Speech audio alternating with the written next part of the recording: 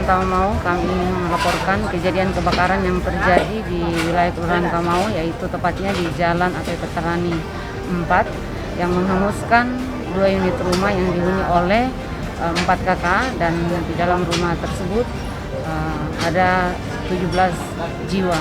Dan kita bersyukur bahwa dalam kejadian kebakaran ini tidak ada korban jiwa, namun kerugian material yang ditaksir sekitar 200 juta.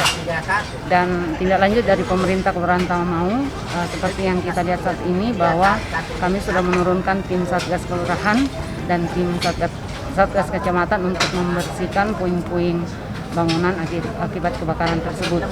Selain itu, untuk meminta bantuan kepada dinas terkait, kami sudah menyurat ke Dinsos, juga ke Dinas Perumahan dan juga ke Badan Penanggulangan Bencana Daerah.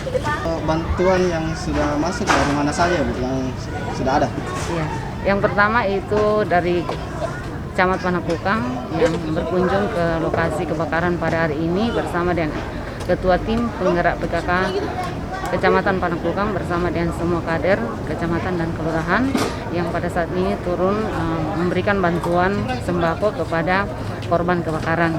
Selain itu juga korban kebakaran menerima bantuan sembako dari warga sekitar tempat ini, termasuk dari beberapa organisasi di Kelurahan Tawamau, dari shelter kelurahan, dari FKPM, juga dari Ketua RT RW yang turut menunjukkan kepeduliannya dan perhatiannya kepada korban kebakaran.